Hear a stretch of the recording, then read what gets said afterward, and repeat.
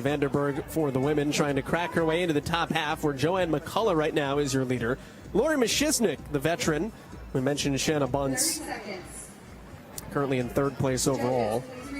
The men's top 10 has Bruce Beaton in first. Vincent Deephouse, it was funny yesterday. He said, I've got to win my workouts. That's been all of them so far. He has thrown his name into the ring right now in his CrossFit Games debut. We haven't caught anything that was not his event, so we have a few more to go. We'll see. Stand by.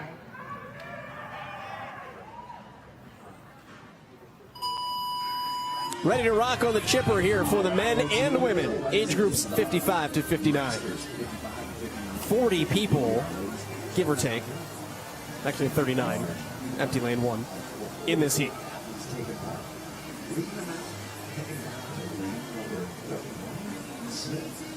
Tanya, how do you approach a bike erg at the beginning of a chipper? I guess really at any part of a chipper, but in this case at the beginning, in terms of your pacing, because yes, you want to get through the calories, yes, you want to be quick with it, but you also need to pace yourself, but not too much. Yeah, it's really about your feel. You know, you need to make sure that you're watching your monitor and paying attention to the feel of how your legs are.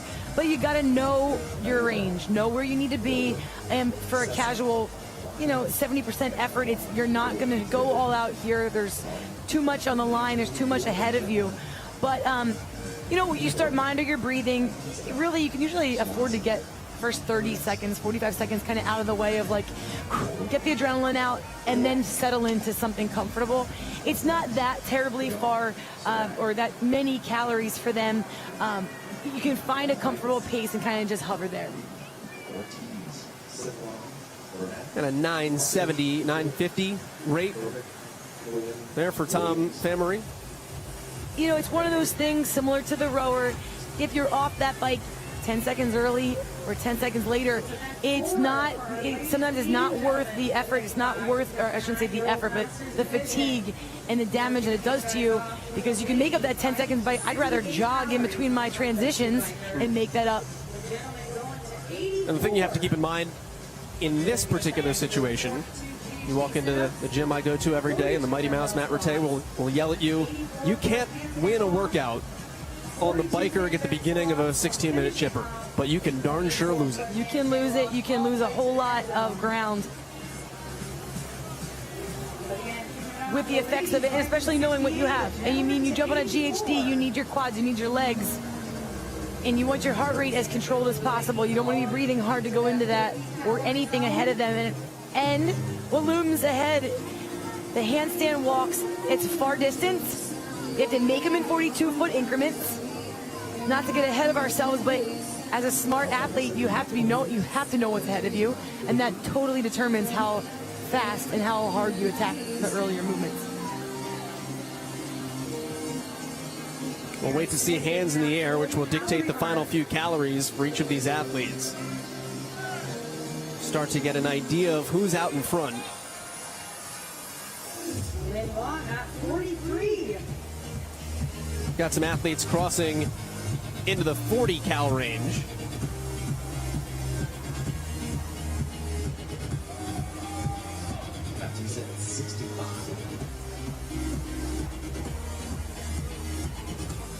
Rose Wall, husband, just competed in the last heat.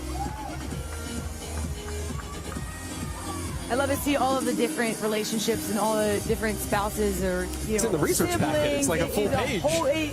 And through the years, that's grown. There's always been couples. I got a chance to compete with my husband, obviously, for many years, and there's just something about getting to celebrate with someone you love, and who goes that same feeling, because it's really hard to explain to anybody. So that's really cool. And the fact that her husband was just out there, he can give her the old extra tips. You train together. It's always nice to know, all right, if it looks like that for them, how's this going to feel for me? Here's Patrick Sprague.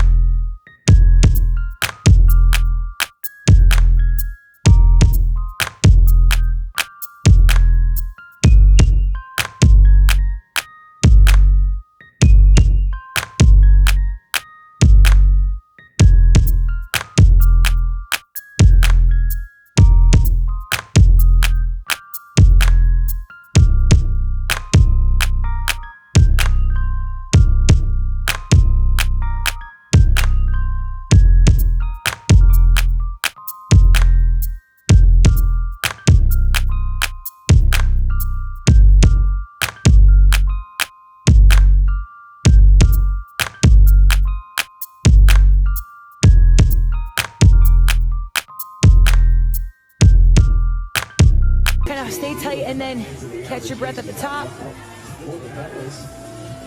Hand up in the air, in lane 39, Karen Smith.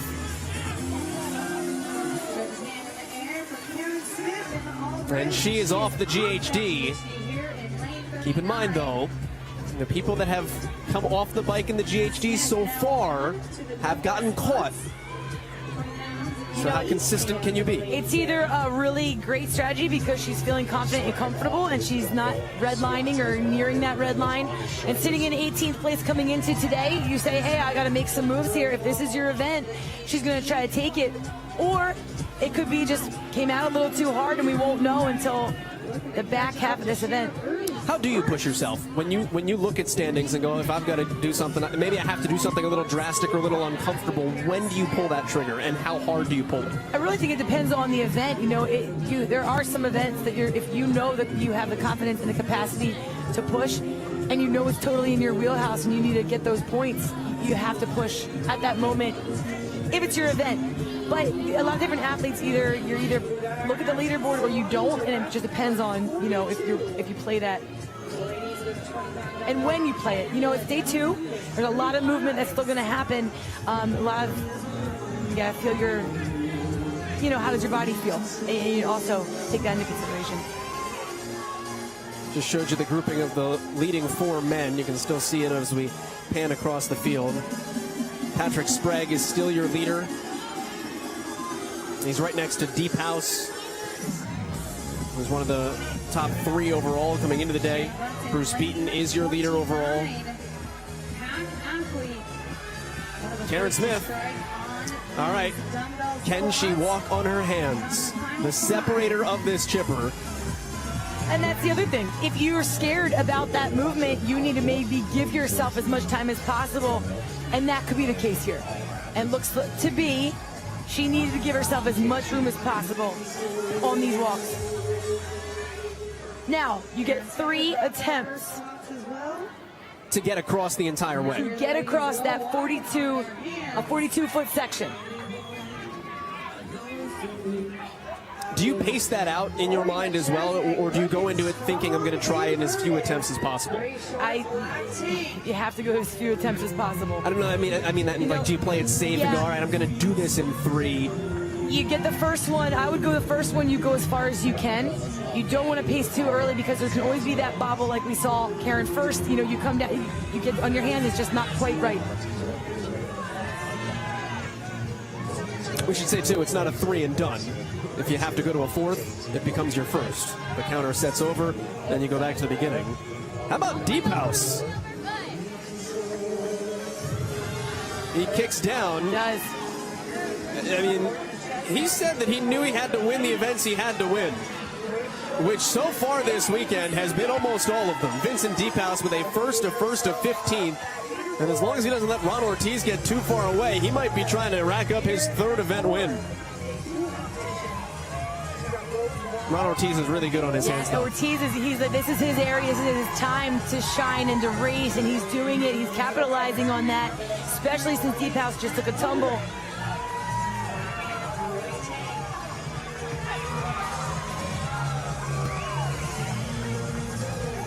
We do have our first women that have advanced to the sandbag carry. The sandbag squats, taking the one shoulder approach. Lauren Mashiznik, been around this game a long time, her 9th CrossFit Games appearance. She's the defending champion in this age group.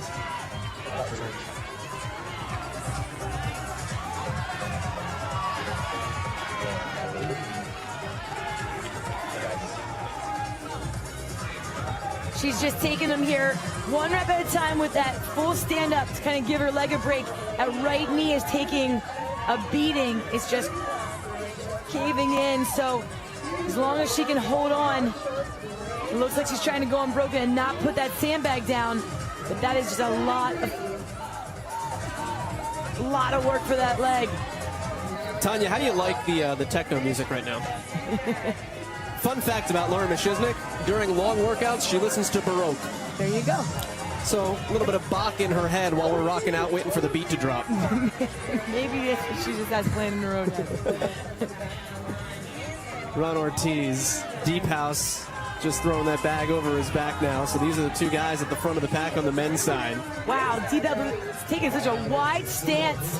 More of a plie squat, but with those long legs, it's a shorter range of motion for him. As long as you get that depth and you're standing all the way up, it's fine. But now he's squeaking in. That's just so much tension on the hips. Patrick Sprague was in this foursome, in this lane, was your leader early. You saw as he was going on the bike and on the squats, had all of that kinetic tape on his shoulders. He is still way back off of your screen on the right, working through the handstand walks. So an opening now for the other competitors at the top of the field here.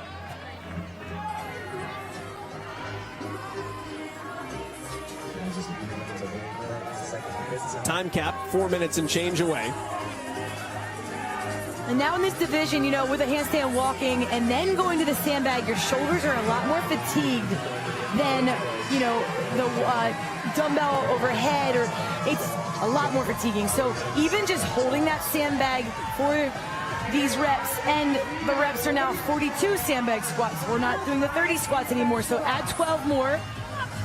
So a lot more volume and a lot more fatigue going on in the shoulders for this final walk. Cue the Mendelssohn here as Laurie Michesnik will attempt the sandbag carry to the finish line.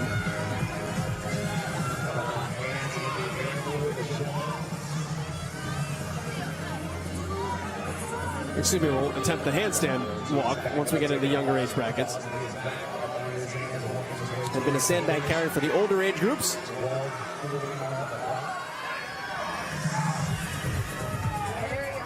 It's the same distance that they just had to cover. But not as detrimental as I expected. She's very strong upside down. I mean, didn't have many breaks on that sandbag. So I gotta imagine that one, just that left shoulder would be more fatigued, but man, she is very solid with just one break. Ron Ortiz, in the meantime, is on his final handstand walk. We have not seen a man win his overall event between the men and the women yet through any of these age groups. Vincent Deephouse just ran off. He thought he was done with the handstand walk. You have another length still to go, although Ron Ortiz will have to back this one up, so they're now both back even. And this comes down to, all right, we saw it yesterday with the legless rope climb. You just have to make sure that you're ready to go and commit to that walk when it's time, not go too soon. And then you wind up with a winner coming from somewhere else, slow and steady and pushing through. Mike Cook, CrossFit Games debut, his first event win. You figured it be in his wheelhouse. The man's a USA gymnastics judge. Throw him on his hands, he can go and dominate. And then Rose Wall is able to eke ahead of Michesnik on the women's side. So Wall was in the background, a couple of lengths behind, but just that wall, no pun intended, I mean, I guess hindsight, yeah, pun intended, for Laurie, allowed Rose Wall to come across and steal the event win. You're not safe in an event like this, man. When it finishes with handstand walks and you don't know what people's capacities are, how much they're going to be taxed or affected, you get these little handstand runners out of nowhere. Done for Linda Elston.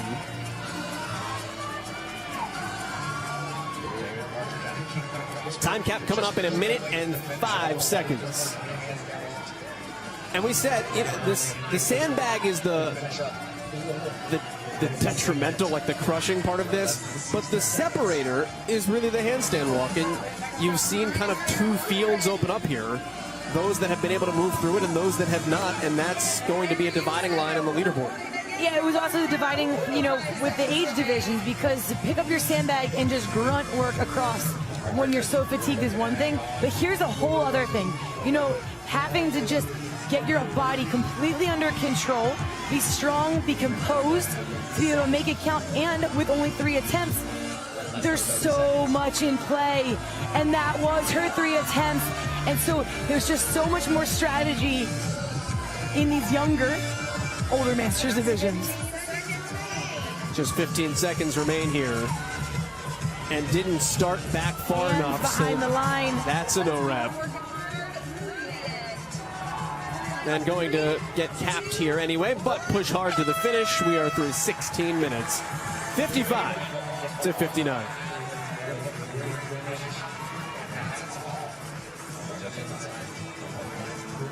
Well, Mishiznik was in second place overall. She was looking for her first event win. Not ever, just this year.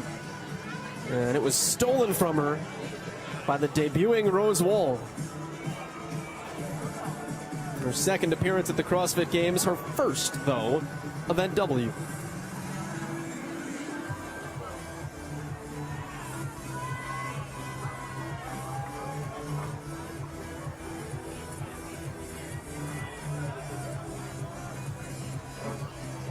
First of 3 events for some of the age groups, most of the age groups. We'll do 3 events today. Some of them will only do 2, but it is a long day of competition here in Madison, both for the age groups, for the adaptive athletes, also the individuals. They are underway as well right now.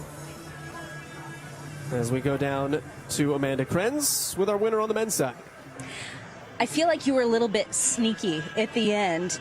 Was that sort of your plan when you were thinking about how you were going to attack this particular event? My plan was go hard on the handstand walks, do it in either unbroken or 2 sections, 2 pieces for the whole 2 things.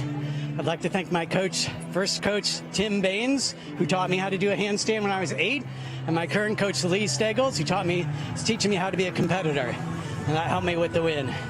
Take me from the sandbags to the last handstands. That seemed to be where a lot of people were struggling. How did you feel?